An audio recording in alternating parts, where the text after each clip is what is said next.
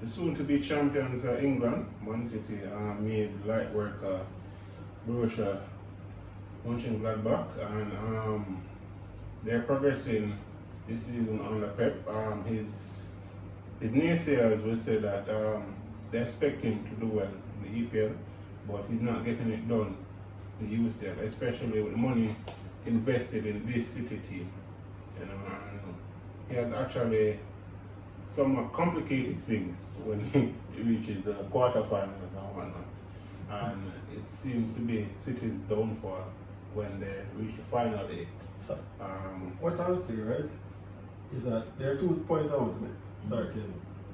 Why is it that City always seem to get a fairly easy path to where they're going, right? In terms of from the group stage to where they are. And two, wouldn't shock if they get Porto. exactly. And two, you know, there's been some investments in City before Pep came in and even when he came in. But I look at this Man City team now, and I would say this team is probably worse than the team they had 2 years ago. Mm-hmm. This is probably one of the worst teams that Pep has coached. Yeah. Because, I mean, before you look at Man City, it was 2 11s, right? I wouldn't necessarily, and the 2 11s can start in any team, probably in the world, right? Now you're looking at Ferran Torres, who is a decent player, but he's not a world beater where before they would have a Raheem Sterling on the bench who you say, I would take him gladly, you know, and he start every week. So it would be interesting to see how it works. No, you're right. I see them play against Lyon last year in the Champions League. I think it was semi-finals or was it quarter-finals? Quarters, and definitely Pep overcomplicated things because he changed his formation, changed the system, and I think the players were still trying to understand what they were doing in the road, right? And I guess if Daniel was here, he would have said, call it overcoaching, and that was at the end of the day their demise. So I think Pep find his system now with the false line, switching back to a striker. And I think teams are still struggling with it. I don't know how many teams they want so far, but people still struggling with it. And it might, let's see what he does, but it might be that that carries him through. But it's still tough. You still have to think about the fact that they have a Bayern Munich to play, a PSG to play, and these are not only quality sides with a top 11 World Cup winners, etc. You also have a top quality coach that can coach and manage through games. So the Champions League at this stage is very, very interesting. Yeah. But a point I want to make, and you touch on it a little bit. I see Aguero, you know, in and around the team, and him score a goal in the match. I think he scored 2 goals in 2 games, and score a penalty and score in the Champions League again. Yeah. You know, I think that's I wouldn't want to say it's a problem. I think it's a good problem. But Pep doesn't like Aguero, or he doesn't seem to favor Aguero, right? Yeah. With Aguero knocking at the door, I wonder if again that that light bulb goes off in his head where he probably try think out the team a little bit. I wonder if that is something that he may consider now, because that's a good problem to have. But I think Manchester City, it's weird because you look at Manchester City, and I think Lane is right. When you look at the teams before, they had much better teams. Even when were edged out by Spurs, I thought they were odds-on favorite to go on and take the Champions League that year. Yeah. But the Champions League thing really funny, because when you look at the Chelsea team that actually won the Champions League, everybody done. Yeah. Right? It was done. Yeah. It was just a stroke of, and I think. I'm not saying that could be the case for City, but you have to look at it like that. But at this stage, as Lane rightfully said, anybody at this stage. I think what you're saying about Aguero, because I was listening to a Fabrizio Romano podcast, here we go. And there are rumors around Aguero, but they said Aguero is pretty much respectful to Man City, so he hasn't made a decision as yet. So there are rumors around him leaving. You have clubs outside of England that are interested, of course, Aguero, right? So I almost feel like Aguero to some extent feels that, because you're right, everybody know, you listen to past players, you say, look, Aguero not going to give it a work rate, I'm not going to run up and down like Gabriel Jesus. What he does very well. Yes. He scores the goals. Yes. Right place, right time, and he's an excellent finisher, clinical. So with how the team is playing now, Pep don't need it. I think what could possibly happen is Aguero is a substitute. Where it's alright, you're a natural goal scorer, right? I'll put you on to make the difference because you'll know where to be. But I'm almost aware that Pep probably won't change it because he likes how his team is playing. He came out after, I think it was a West Brom match, saying that he didn't like how his team was playing and changed it to put more passers in the team. So that's kind of where I'm coming with Fars now, because he said the team moving too fast to try and score. Take a few more touches, take a few more passes, shift the team from side to side, and that would be effective. So, I mean, I don't want to necessarily say it, but I think Aguero is probably out, for now. I don't see them doing it without Aguero up top.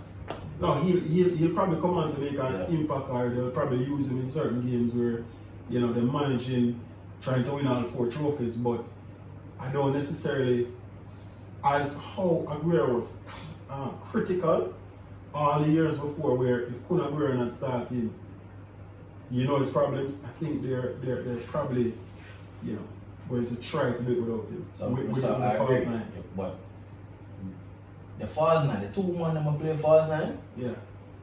them 2 ballers they're not going to win the Champions League, right? Those 2 ballers will get the chance and not score. And I tell you, them 2 ballers get the chance and not score. Either Jesus or Sterling. He's been changing it though, He's been changing it, man, because he know that. He know that, yeah. So sometimes he used Kevin De Bruyne there, and sometimes he used Gundogan there. And I think if the chance falls to either of them, then, you can bet your mortgage. But when he used Gabriel Jesus, he's totally right. He's just a baller. Sterling's a baller when you will leap at chances. But yeah, I think them have a. I mean, you think any team right now? Yeah, any team in the Champions League. Speaking of any team, Liverpool made light work of RB Leipzig, and it was one of the few moments where I've seen a partnership with Fabinho and Thiago Alcantara. And watching the match, those two were quite brilliant. Fabinho breaking up play, and then Thiago just dictating the pace of the game, and he was spraying ball, releasing Mo Salah, Mane, and we actually started to see the Thiago quality that we saw from Bayern Munich in this Liverpool team. Still shaky at the back, but they look much better when Fabinho is in the midfield. What would you say are their chances to win UCL, especially since the Premier League season isn't all that pretty for them? Liverpool not winning one thing. Not one thing. Now, I want to say something, right? Thiago Alcantara, whatever I'm asking, has been playing ball all season. I don't get it why people say not playing well. They must say, this assist, and people get caught up in stats too much. I need for us to watch football and see. Liverpool hasn't been playing well, and a lot of the players aren't intelligent enough. It's not his fault, right? Sometimes we see him pass a ball and him apologize. I'm say, why are you saying sorry? I'm saying, your wavelength is ahead. When Thiago came on against Chelsea at halftime early in the season, nobody said it was a bad sign. They said, brilliant, world class, top player. What happened is that Liverpool got through an injury crisis, the team changed altogether, and there's nobody to give the ball to. And as you said, there's nobody in the midfield who can play off. A lot of them are power players. No, Fabinho is an enforcer, but he's also very good with holding the ball, knocking it around, and even have a 1 and 2 shot on it, right? You can kind of see some similarities between him and Rodri. I mean, in terms of how they play to some extent. So when you have somebody else who understands pass and move football in the midfield, can knock it off. It works a lot better. That's all it is. So him one can't do it. And that's not the reality. So I watch him play, and I think sometimes he's been unfairly criticized. It's not like I see him giving away the ball all the time and losing, and it's a break against him and he must score. Liverpool concede goals because the defense weak and their midfield weaker than how it usually is. So what I say about Thiago thing, I think the narrative isn't around him not playing ball. I think there's no question whether or not this man is a baller. This man is the type of player watch week in, week out, and he rarely put a foot wrong. Yeah. I think the suggestion was that his style of play don't necessarily match with Liverpool, you know, based on how Thiago is a baller who want dictate the pace of the game, which is fine. And I think, you know, the rest of the baller them just win it and kick it upfield and make Salah them run it down. So I think that was the discussion. But in terms of them winning the Champions League, I think Liverpool will face serious pressure if they face anybody with any firepower. The defense not good enough. If they face a PSG, they will get bagged up. Yeah. In my opinion, the defense can't keep out that type. And then Liverpool is not a team that will say, okay, we're going to play PSG, so here we're going to do. We'll sit back and try and hit them on the break. It's a team that goes out and attack. Which is why when Chelsea won against Liverpool, I wasn't surprised, because Chelsea typically, you know, pass on the ball and that, but Liverpool will come at you and you'll get space out. Your team of Ronald very good in that game, okay? You also get space over the back.